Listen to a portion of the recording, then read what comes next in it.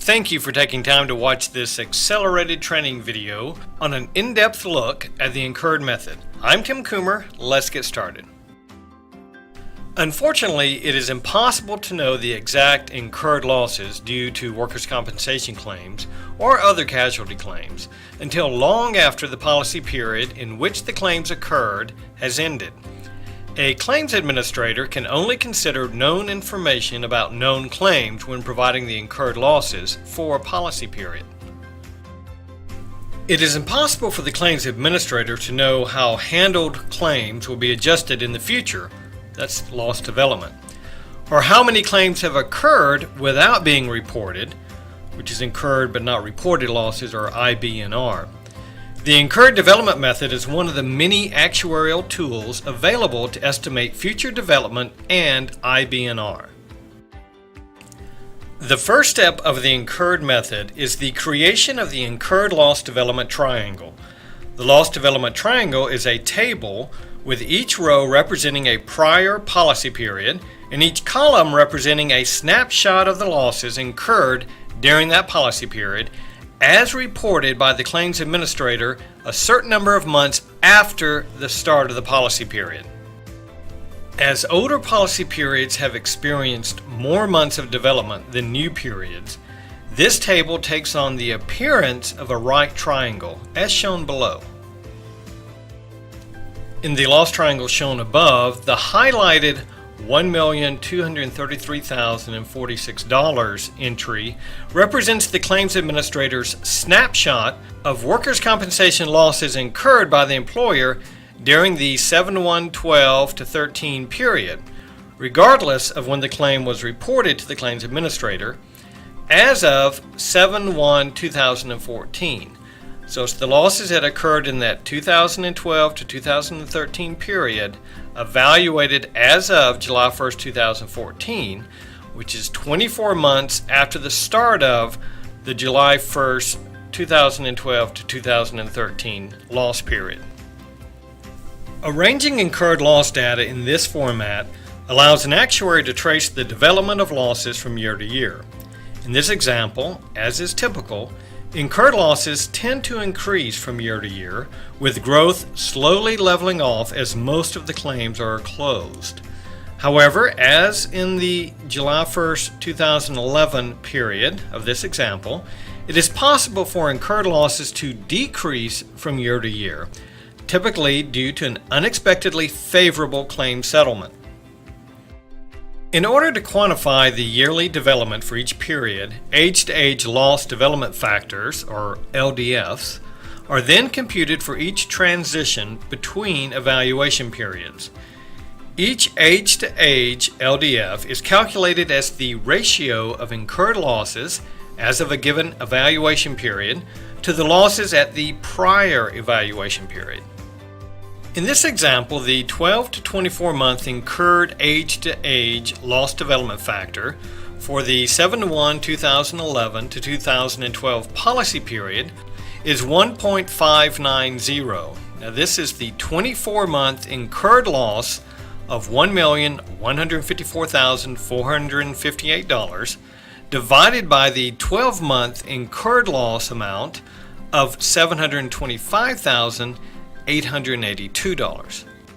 Once age-to-age factors are calculated, an actuary may consider a number of different unique averages and reference benchmarks in order to select the exact factor which best represents the employer's future development. In this example, the actuary is selecting appropriate development factors by considering both a straight and weighted average of factors by policy year, as well as state-specific benchmark factors from the National Council on Compensation Insurance. Other types of benchmarks or measures, such as a 3-year average or median, might be appropriate for a different client. The selection of LDFs requires actuarial judgment. There is no single correct selection. An actuary must consider not only employer unique average factors and industry benchmarks, but also additional information about material events not reflected in the loss data, such as changes in reserving practices, changes in employee demographics, or the implementation of a new loss control program.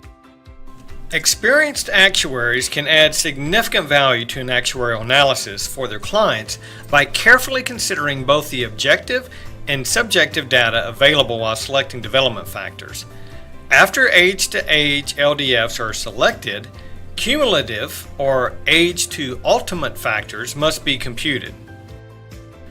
While the selected age-to-age LDFs predict how losses will develop over a given 12-month period, age-to-ultimate factors predict the ultimate incurred losses for a policy period. In other words, the age-to-ultimate factor predicts the incurred loss dollars attributable to a policy period once all claims are ultimately closed and all development has ceased.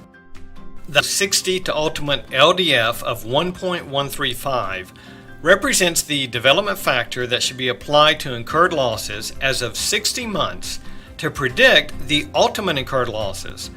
This factor is calculated by multiplying the 60 to 72 month LDF, the 72 to 84 month LDF, and the 84 to ultimate LDF all together, as shown here. The closer that the evaluation date of a period's losses is to the start of the period, the larger the LDF will tend to be. This occurs because the claims administrator typically has less information about newer claims and may not even have been notified of some recent claims yet. However, as a policy period matures, many claims will close and more information will become known about the remaining open claims. And as time passes, the LDF will approach 1.0. Finally, in order to estimate the ultimate losses which a client will incur, these LDFs are applied to the incurred losses reported as of the current evaluation date. Development factors should only be applied to losses which have not reached the per occurrence retention, as any further development on excess claims will be the responsibility of the excess insurance carrier. Notice that in this example, the $287,245 excess loss in the July 1st, 2010 period is not developed and not included in the estimated incurred losses. The July 1st, 2007 period, the loss development factor has been manually set to 1.0, as all claims from that period are closed and thus there is no further development anticipated. Keep in mind that the incurred development method is just one of several tools available to an actuary for estimating a client's ultimate losses. The incurred method works best when consistent claims handling and reserving procedures are used by the claims manager from year to year. The incurred method also tends to yield less volatile year-to-year development patterns than other actuarial techniques, as the claims handler's initial estimate of claim losses is the best available per claim estimate of ultimate losses.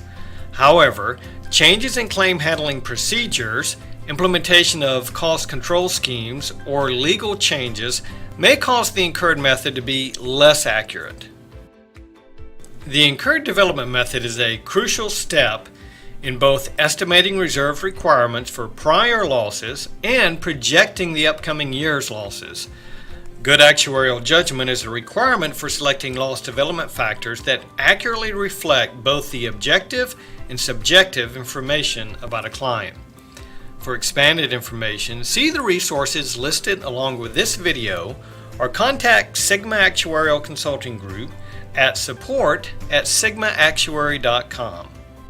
Thank you for taking time to watch this training video on an in-depth look at the incurred method from Risk 66.